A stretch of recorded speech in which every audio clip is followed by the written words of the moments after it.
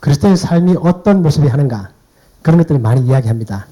특히 그런 것들을 어떤 형상으로 이미지화해서 우리에게 많이 보여줍니다. 오늘 우리가 보려고 하는 이 골로새서 2장 6절 7절 말씀도 우리들에게 어떤 것들을 이미지화해서 그리스도의 삶이 어떤 삶이 멋진 삶인가, 어떤 것이 바람직한 삶인가 라는 것들을 보여주고 있습니다. 이 본문을 보면 제일 위에 줄에 보면 너희가 그리스도 예수를 주로 받아들였다 라는 걸 전제하고 시작합니다. 그러니까 여러분들은 전부 다 그리스도 예수를 주로 받아들이신 분들이죠. 물론 어떤 분들은 또 이제 지금 받아들이는 중이다 그런 분도 계시겠지만, 또는 앞으로 내가 받아들이겠다 그런 분도 계시겠지만, 이 이야기 전제는 우리 모두가 그리스도 예수를 나의 주님으로 받아들였다라는 걸 전제로 하고 있습니다. 그렇기 때문에 그 안에서 너희들이 행하라. 우리말에 이제 행하되라고 되어 있지만 그 원문을 보면 그냥 행하라. 명령형입니다. 그 안에서 행해라. 그리고 그 행하는 것들을 네 가지의 방식으로 좀 더 자세하게 풀어 설명합니다. 그 안에 뿌리를 받고 세움을 받고, 세움을 받는다는 것은 자란다는 뜻입니다. 점점 더 자란다. 그리고 또 교훈을 받은 대로 믿음에 굳게 서라. 흔들리지 말고. 또 그리고 우리의 감사함이 넘치도록 해라. 이게 우리 그리스도의 삶을 아주 아이디얼하게 이상적으로 보여주는 아주 아름다운 모습이다라는 것입니다. 우리가 본 본문은 골로새 교회에 보낸 편지죠. 바울이 골로새에 보낸 편지입니다. 이 골로새 교회는 바울이 개척한 교회가 아닙니다. 바울이 터키와 그리스 많이 다니면서 1차, 2차, 3차 전도여행 다니면서 많은 교회를 개척했지만, 이 교회는 바울이 직접 세운 교회가 아니고 바울이 제자였던 에바브라가 세운 교회입니다. 이 바울은 로마 감옥에 있을 때 에바브라를 통해서 골로새 교회 소식을 듣습니다. 그리고 너무너무 기뻐합니다. 자기가 들어보니까 골로새 교회가 에바브라의 교훈을 받아서 아주 잘 자라고 있다. 아주 훌륭한 믿음을 가지고 있고 소망을 가지고 있다. 정말 참 감사해서 기도를 합니다. 또 그리고 바로 이어서 이 골로새 교회에 자기가 편지를 보내야 되겠다라고 생각을 합니다. 왜 그러냐면 골로새 교인들이 아주 훌륭한 믿음을 가지고 있지만 그때 이 골로새 교회에 나쁜 잘못된 가르침들이 들어오기 시작했습니다. 그렇게 해서 바울은 그 잘못된 가르침에 너희들이 흔들리지 말고 믿음에 굳게 서라. 그 얘기를 하고 싶은 것입니다. 그래서 자기가 이제 편지를 보냅니다. 그 편지의 핵심은 뭐냐면 예수 그리스도는 누구인가라는 것입니다. 예수 그리스도는 누구입니까? 아주 중요한 질문이죠. 예수 그리스도는 누구십니까? 예수 그리스도는 위대한 선생, 위대한 선지자가 아니라 더 위대한 우리 모두를 창조한 창조주시다라는 것입니다. 예수 그리스도는 하나님이시다 라는 것이 이 골로새서의 핵심 주제입니다. 밑에 본문에 보는 것처럼 1장 15절에 보면 그는 그렇게 말합니다. 그는 예수 그리스도는 보이지 아니하는 하나님의 형상이다. 만물이 그에게서 창조되어졌다라고 말합니다. 즉 예수 그리스도가 누구인가를 갖다가 바울은 골로새 교회에다가 정확하게 알려주고 싶었던 것입니다. 그것이 골로새서의 주된 핵심입니다. 골로새가 어디 있냐면 터키 있죠? 터키 여러분 가보셨습니까? 터키 저기 빨간 점 있는 거 이쪽에 골로새가 있습니다. 지금 좀 확대되면 이 골로새 교회 여기 있는데요. 여기에 우리가 에베소에서 동쪽으로 약 한 192km, 우리 서울 강릉이 한 200km라고 치면은 서울 강릉만큼 떨어져 있습니다. 에베소에서. 또 여기에 우리가 요한계시록에 나오는 7교회가 다 모여 있습니다. 에베소, 스무나, 버가모, 도아디라, 사데, 필라델피아, 라우디게아. 여기 있습니다. 그죠? 골로새 교회 여기 있는 것입니다. 그래서 바울은 에베소에 오래 머물렀죠. 그 그의 제자 에바브라가 골로새까지 가서 세운 교회입니다. 제가 구글 지도에서 사진을 가져왔죠. 저는 아직 못 가봤습니다. 골로새. 언젠가 제가 터키를 한번 가보려고 생각하고 있는데 아직 못 가봤고요. 제가 재작년에 이스라엘을 갔다 왔었는데 아직 터키 못 가봐서 조만간 빠른 시일 내에 반드시 터키를 가서 골로새를 보고야 말리라 그런 심정을 가지고 제가 사진을 이렇게 가져왔습니다. 가고 싶죠 여러분? 꼭 한번 가십시오. 그리스랑 터키는 정말 꼭 한번 가볼 만한 곳입니다. 그죠? 네. 우리가 본문을 이해하기 위해서 조금 어렵지 않지만 어렵게 느껴질 수 있는 그런 알고 보면 별거 아닌 그 두 가지 중요한 사실을 알 필요가 있습니다. 뭐냐면 지서법과 명령법이다. 우리 성경에 많은 명령들이 나오죠. 많이 나옵니다. 이거 해라, 저거 해라, 이거 하지 마라, 저거 하지 마라. 많이 나옵니다. 그런데 우리가 성경에 나오는 명령을 이해하기 위해서는 반드시 그 앞에 등장하는 직설법, 인디카티브를 이해할 필요가 있습니다. 어떤 상태를 말합니다. 우리의 신분을 말합니다. 너희들이 하나님에 의해서 선택받은 하나님의 백성이다. 이걸 먼저 말하고 그렇기 때문에 너희들이 이러한 행동을 해라. 이런 행동을 하지 마라. 그렇게 말합니다. 이 두 개는 반드시 붙어 있고 그 순서가 아주 중요합니다. 우리는 명령을 지켜서 어떤 우리의 신분을 획득하는 것이 아닙니다. 우리는 하나님의 자녀다. 따라서 이렇게 살아야 된다. 라고 말합니다. 우리가 이렇게 삶으로 해서 우리가 하나님의 자녀가 되는 것이 아닙니다. 우리 행동에 따라서 우리에게 주어지는 것이 아니라 그것은 하나님께서 주시는 것입니다. 우리는 아버지의 아들로 태어나는 것입니다. 그 다음에 우리는 아버지의 아들답게 살아가야 하는 것입니다. 그래서 이 순서가 아주 중요하고 우리가 어떤 상태를 알고 난 다음에 거기서 또 머물면 안 되고 반드시 그 다음에 명령으로 이어져 가야 합니다. 이 성경은 이 두 개의 구조가 아주 중요합니다. 직설법과 명령법.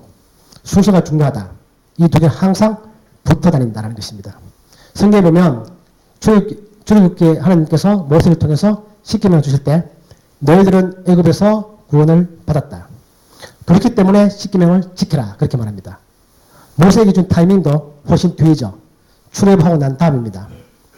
이스라엘 사람들이 십계명을 지켜서 구원받는 것이 아닙니다. 하나님이 먼저 구원을 하십니다. 그 다음에 그렇기 때문에 거기서 멈추는 것도 아니고 반드시 그 뒤에 이어서 너희들은 십계명을 지켜서 더 거룩한 백성이 되어야 한다라고 말합니다. 직설법과 명령법 이 두 가지 순서 같이 붙어 다니는 것 이것은 기독교 진리에 있어서 아주 정말 아무리 강조해도 지나침이 없는 중요한 것입니다. 우리가 오늘 보는 골로새서 3장에도 보면 똑같은 얘기를 합니다. 그러므로 너희가 그리스도와 함께 다시 살리심을 받았으면 이건 조건문처럼 보이지만 조건문 아닙니다. 그냥 너희가 살리심을 받았다. 직설법입니다. 그렇기 때문에 너희들은 위의 것을 찾으라. 위의 목표를 삼고 그것을 추구해라. 그러한 삶을 살아라. 명령이 바로 이어서 나옵니다. 오늘 우리가 보는 본문 2장 6절 마찬가지입니다. 그러므로 너희가 그리스도 예수를 주로 받아들였다. 그렇기 때문에 그 안에서 살아가라. 그 안에서 행하라. 그렇게 말합니다. 이런 구조는 성경에 아주 많이 등장합니다. 우리가 명령법을 볼 때마다 명령이라는 동사를 볼 때마다 반드시 그 앞에 우리에게 주어지는 신분, 우리의 상태 그것이 아주 중요하다는 것을 반드시 기억해야 됩니다. 우리는 그 신분에 맞게끔 살아가도록 명령을 받는 것입니다. 또 우리는 신분에 너무 안착해서 내가 구원받았으니 더 이상 할 게 없구나 라고 생각하면 안 됩니다. 그 다음에 바로 우리들에게는 명령들이 주어져 있습니다. 이렇게 살아가라. 이 두 가지는 항상 붙어 있는 것이다 라는 것입니다. 오늘 본문이죠. 그래서 제일 윗줄에 제가 줄을 바꿨습니다. 그죠? 너희가 그리스도 예수를 주로 받아들였다. 그렇기 때문에 그 안에서 행하되 그렇게 되어 있습니다. 이 행하되라는 단어는 직역을 해보면 걸어가라는 명령형입니다. 그 안에서 걸어가라. 그리스로 페리파테오라고 부르는 것인데 그 안에서 걸어가라. 그래서 영어 ESV 같은 데 보면 walk in him 그렇게 번역합니다. 그 안에서 걸어가라. 걸어간다는 게 무엇입니까? 걸어간다는 것은 어떤 삶의 목표가 있는 것입니다. 방향이 있는 것입니다. 내가 아무리 산책을 해도 나는 어떤 방향을 향하여 걸어갑니다. 갔다가 다시 돌아서 집에 온다 할지라도 내 머릿속에는 어느 정도의 행동을 가지고 있습니다.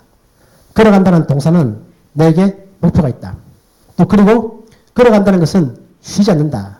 계속 걸어가는 것입니다. 쉬지 않는다. 이 두 가지 의미를 가지고 있고 이 동사 자체도 그런 의미를 가지고 있습니다. 걸어가라. 또 그리고 계속 걸어가라. 그런 의미가 있습니다. 그 의미는 다시 말하면 살아가라 그런 의미죠. 그래서 NIV는 그 안에서 살아간다 이렇게 번역했습니다. Live in him. 앞에 continue가 붙어있죠. 계속해서 살아가라. 이 의미를 살렸습니다. 그죠? 진행형의 의미를 살렸다. 우리나라에서는 행하라 이렇게 번역했지만 원래 그 의미는 걸어간다. 예수 그리스도 안에서 걸어간다. 그 안에서 내가 살아간다. 그런 뜻입니다. 계속해서. 그리고 이 걸어간다는 것, 살아간다는 것 이거를 꾸미는 네 개의 또 동사들이 있습니다. 우리 방금 봤던 것처럼 그 우리가 문법적으로 분사 그렇게 부르죠. 영어 문법 나오면 여러분 좋으세요? 싫으세요? 영어 잘 하시는 분들은 난 좋다. 그러고 영어가 정말 지긋지긋한 사람들은 또 영어 얘기냐? 그렇게 시겠지만 그래도 우리가 그걸 분사라고 부르죠. 어떤 주된 행동이 있고 그 행동을 꾸미는 더 자세하게 묘사하는 그런 동사들이 있는 것입니다. 걸어가면서 음악을 듣는다. 걸어가면서 노래를 부른다. 노래 부르는 동사와 걸어가는 것 같이 일어나는 거죠. 그것을 꾸미는 것입니다. 오늘 본문에 네 가지가 나옵니다. 뿌리를 박는다, 세움을 입는다, 굳게 선다, 감사함을 넘치게 한다. 걸어가는 그 삶을 네 가지로 좀 더 자세하게 설명하고 있습니다. 우리 이걸 좀 더 깊이 들어가기 위해서 또 뭘 알아야 되는 거냐면 수동태와 능동태. 네. 그리고 완료형과 현재형. 우리 이런 걸 알아야 됩니다. 수동태는 뭐죠? 내가 뭘 하는 게 아니라 내가 당하는 것입니다. 성경에서 수동태는 아주 중요한 의미를 가지고 있습니다. 성경에서 수동태가 나온다. 그런데 누구에 의해서 그런 단어가 없으면 그것은 하나님이 하시는 일입니다. 나는 선택받았다. 수동태죠. 누가 선택하는 것입니까? 하나님께서. 숨겨진 주어가 바로 하나님이다. 라는 것입니다. 그게 수동태입니다. 능동태는 내가 하는 거죠. 내가 무엇을 한다는 것입니다. 또 그리고 완료형. 이것은 딱 한 번에 완성되어져서 더 이상 바뀔 수 없는 것을 말합니다. 확정되어 버린 것들. 내가 구원을 받았다. 이것은 완료형입니다. 나의 구원은 절대로 흔들리지 않는다. 라는 것입니다. 진행형이라는 것은 현재 또는 진행형은 계속 일어나고 있는 일들입니다.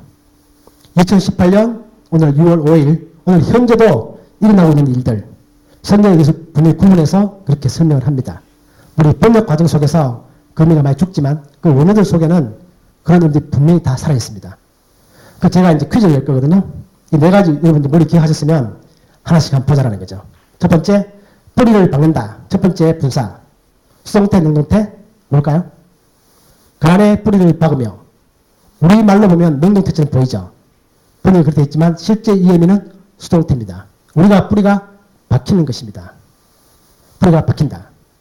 이것은 과연 진행형일까요? 완료형일까요? 이것은 완료형입니다. 그렇습니다. 그래서 영어에는 보면 수동태로 좀 표시되어 있죠? 네, 그렇습니다. 우리가 뿌리가 박히는 것이다. 단 한 번에 완성되어졌습니다. 여러분은 그리스도 예수 안에서 이미 뿌리가 박혔습니다. 누가 그걸 박았습니까? 내가 박았습니까? 하나님께서 여러분들을 예수 그리스도 안에 그 뿌리를 박으셨다는 것입니다. 언제? 내가 알기도 전에. 그것은 변할 수 있는 사실입니까? 변할 수 없는 사실입니까? 절대 변할 수 없다. 하나님이 완성하신 것을 누가 그것을 변하게 할 수 있습니까? 변할 수 없다는 것입니다. 그래서 에베소서도 보면은 창세전에 그리스도 안에서 우리를 택하사. 여러분들 언제 택하셨다? 하나님께서 창세전에. 여러분 태어나기 전에 아담과 하와가 창조되기 전에 하나님 모든 창조가 이루어지기 전에 우리들은 하나님께서 우리를 택하셨다는 것입니다. 요한복음에 보면 예수님이 그렇게 말씀하시죠. 너희가 나를 택한 것이 아니라 내가 너희를 택하여 세웠다. 선택은 하나님이 하시는 일입니다. 우리는 선택받는 것입니다. 그리고 그 선택은 이미 완성되어졌습니다. 두 번째 동사, 세움을 받는다. 이 말은 뭐냐면 점점 자란다는 뜻입니다. 그죠? 우리 건물을 대상케 하죠. 빌트업입니다. 점점 더 세워진다. 이거는 우리나라 말도 수동태에 좀 살아있죠. 세움을 받는다. 역시 이것도 수동태입니다. 그죠? 세움을 받는다. 누가 우리를 세우는 것입니까? 하나님께서. 이 세운다는 단어는 건물이 지어져 올라가는 것처럼 또 나무가 자라는 것처럼 성장을 말합니다. 자라는 것입니다. 우리는 자라는 것입니다. 매일매일 역시 수동태이면서 또한 동시에 얘는 현재형입니다. 우리는 다 각각 다 자랍니다. 오늘 현재도 하나님은 우리들을 자라게 하고 계십니다. 하나님께서 우리들을 신앙 가운데서 오늘 현재도 내일도 우리를 자라게 하실 것입니다. 그건 수동태이면서 진행형이다 라는 것입니다. 그래서 보면 에베소서에서 보면 그런 말 나오죠. 너희도 성령 안에서 하나님의 거하실 처소가 되기 위하여 그리스도 예수 안에서 함께 지어져 간다. 매일매일 우리는 자라는 것입니다. 매일매일 우리는 건물이 지어져 올라가는 것처럼 우리는 지어져 간다는 것입니다. 세 번째 거, 믿음에 굳게 선다. 교훈을 받은 대로. 이게 중요한 구절이죠. 왜냐하면 골로새 교회에 잘못된 가르침이 들어왔기 때문에 바울이 그 잘못된 가르침이 아니다. 내가 가르치는 것이 정말 맞는 것이다. 라고 말하는 것입니다. 이건 역시 능동태, 수동태, 우리가 굳게 선다. 뭘까요? 우리가 굳게 선다. 여러분, 이제 찍어서 대충 말씀하시는 거죠? 수동태일 것이다. 계속 나왔으니까, 네. 수동태입니다. 누가 우리를 굳게 세워주느냐? 내가 서는 것 같지만 하나님께서 우리를 굳게 세우신다는 것입니다. 이건 역시 진행형입니다. 매일매일 우리는 굳게 서야 하는 것입니다. 왜 그렇죠? 우리의 삶에는 항상 어려움이 있고 어려움이 어제만 끝나는 것이 아닙니다. 오늘도 어려움이 있고 내일도 어려움이 있고 앞으로도 영원히 우리의 삶에는 어려움이 계속 있을 것입니다. 그렇기 때문에 우리는 매일매일 굳게 서야 한다. 또 잘못된 가르침들, 세상의 잘못된 가르침들은 매일매일 새롭게 등장합니다. 우리 그 모든 것에 대해서 흔들리지 말고 매일매일 굳게 서는데 굳게 서는 그 일 자체가 우리의 일이 아니라 하나님의 일이다라는 것입니다. 네 번째죠. 자, 이것부터 본문에 보면 이렇게 말하죠. 주께서 너희를 우리 주 예수 그리스도의 날에 책망할 것이 없는 자로 끝까지 견고하게 하시리라. 이게 의미가 많이 살아있죠. 하나님께서 우리를 그리스도 예수의 날까지 끝까지 우리를 견고하게 세워주실 것이다. 진행형이면서 하나님이 하신 일이다 라는 의미가 여기는 많이 살아있습니다. 또 시편에도 보면 이렇게 말하죠. 주께서 나를 온전한 중에 붙드시고 영원히 주 앞에 세우시나이다. 하나님이 나를 세운다. 영원히 매일매일 그런 의미가 담겨 있습니다. 자, 네 번째, 감사함을 넘치게 한다. 이 또 한번 말씀해 보실래요? 수동태, 능동태? 수동태. 네, 틀렸습니다. 네. 이건 능동태입니다. 내가 하는 일입니다. 이건 우리가 할 일입니다. 감사는 우리가 하는 일입니다. 앞에 세 가지 사실, 하나님 나를 선택하시고 나를 자라게 하시고 굳게 버티게 해주신다라는 사실을 아는 사람들은 하나님에 대한 나의 반응은 내가 감사하는 것입니다. 감사하는 것이다. 이건 능동태로 되어 있습니다. 내가 감사한다. 이것 역시 현재형, 진행형입니다. 나는 매일매일 감사하는 것입니다. 난 한 번만 감사하고 나는 과거에 많이 감사했다. 그걸로 충분하다. 그렇지 않습니다. 나의 감사는 어제도 했고 오늘도 하고 내일도 내가 감사해야 되는 것입니다. 이 진행형입니다. 또 그 감사라는 것은 뭐냐면 넘치게 하는 것입니다. 이 본문에서 어디에 더 강조가 있는 것이냐면 넘치게 한다에 더 강조가 있습니다. 넘치게 한다? 무엇을? 감사를. 그런 뜻입니다. 넘치게 한다? 감사를. 그래서 우리가 알고 있는 것처럼 다윗이 그렇게 말하죠. 시편 23편에 내 잔이 넘친다. 오버플로 한다는 뜻입니다. 그죠? 오버플로 한다. My cup overflows. 위도 보면 오버플로 한다. 감사함을. 그러니까 물을 따를 때 잔에 가득 채우는 정도가 아니라 넘치도록 부어버리는 것입니다. 술을 따를 때 넘치게 그냥 부어버리는 것입니다. 우리 감사는 그래야 된다는 것입니다. 감사는 조금 하다 말다 겨우 마지못하는 것 그런 게 아니라 감사는 넘치게 하는 것이다. 넘치게 하는 것이다. 이것이 우리가 해야 될 행동이라는 것입니다. 하나님에 대해서 우리의 행동. 이걸 정리해보면 우리가 봤죠? 정리해보면 우리의 세 가지는 수동태 아까 찍으셨던 것처럼 뿌리를 박는 거, 세움을 받는 거, 믿음이 굳게 서는 것 이것은 하나님이 하신 일입니다. 내가 할 일은 그에 대한 나의 반응은 감사하는 것입니다. 또 그리고 나의 선택은 한 번에 끝나는 것이고 그 다음에 내가 잘하는 것, 내가 굳게 서는 것, 나의 감사는 어제도 오늘도 내일도 계속해서 일어나는 그런 일들입니다. 우리가 이 본문을 보면 어떤 이미지가 여러분 머리에 떠오르십니까? 제가 설명했던 것처럼 여러분 머릿속에 이런 얘기라면 내 머릿속에 하나의 그리스도의 삶의 아름다운 모습의 하나의 모습이 이미지화돼서 머리에 떠오를 것입니다. 어떤 이미지가 떠오르십니까? 나무가 떠오르죠. 이 표현들은 나무에 많이 비유되어 있습니다. 뿌리를 박는다, 자란다, 굳게 선다, 감사함을 넘치게 한다. 이것들은 나무의 이미지를 가지고 있습니다. 실제로 그렇습니다. 이런 나무의 이미지를 가지고 있죠. 이 나무를 보면 제가 또 제목을 시냇가에 심은 나무 이렇게 달았는데 성경 어디가 떠오르십니까? 시편 1편. 복 있는 사람들은 시냇가에 심은 나무와 같다. 시절을 쫓아 과일을 맺는다. 그런 거죠. 이 나무는 스스로 시냇가에 자기 자신을 심지 못합니다. 창조주가 이 나무를 시냇가에 심는 것입니다. 바로 우리가 그런 거죠. 우리는 그리스도 예수 옆에 그 뿌리를 그에 받고 우리는 심겨진다. 그러면 시냇가에 심은 나무가 열매를 맺는 것은 너무나 자연스러운 거죠. 그것처럼 우리도 거기에 뿌리를 받고 점점 나무가 자라는 것처럼 우리도 자란다. 그리고 그 나무는 점점 더 강해져서 아무리 세찬 바람이 불어도 넘어지지 않고 굳게 선다. 바람이 없다가 아닙니다. 우리의 삶에 고난이 없는 것이 아닙니다. 고난이 있다. 바람이 분다. 그렇지만 그 나무는 그거에 대항해서 굳게 서 있는다. 그리고 많은 열매를 맺는다. 어떤 열매? 정말 중요한 열매? 오늘 본문에서 보면 감사함이라는 열매를 그 나무에 맺는다는 것입니다. 이것이 우리가 머릿속에서 항상 이미지를 담고 그 이미지를 따라서 살아가야 될 중요한 이미지의 모습이라는 것입니다. 나다닐 호돈이 큰바의 얼굴 소설에서 그렇게 말하죠. 주인공이 매일 큰바의 얼굴 보면서 내가 저 사람 만나고 싶다. 그런데 어느 날 자기 자신이 그런 모습이 되어 있는 거죠. 우리 머릿속에는 항상 예수 그리스도가 머릿속에 남아있고 이런 이미지가 남아있고 이런 이미지를 따라서 내가 그렇게 매일매일 살아가다 보면 하나님이 원하시는 언젠가 그때가 되면 내가 그러한 모습으로 점점 더 바뀌어 가는 것입니다. 80%, 90%는 하나님이 하시는 일입니다. 나는 거기에 순응해서 하나님이 나를 그렇게 만들어 가실 때 나는 거기에 순응하는 것입니다. 거기에 따라가는 것입니다. 우리가 애를 키울 때 밥을 먹이면 잘 받아먹는 아이들이 잘 크는 거죠. 그것처럼 하나님 주시는 그 은혜를 내가 잘 받아들이는 것. 그것이 바로 우리가 살아가야 될 그 삶의 모습이다. 그렇기 때문에 바울은 골로새 교회를 위해서 이렇게 기도합니다. 똑같이 기도하죠. 그 앞에 1장에 보면 바울은 골로새 교인들이 하나님의 뜻을 알게 하기를 원했습니다.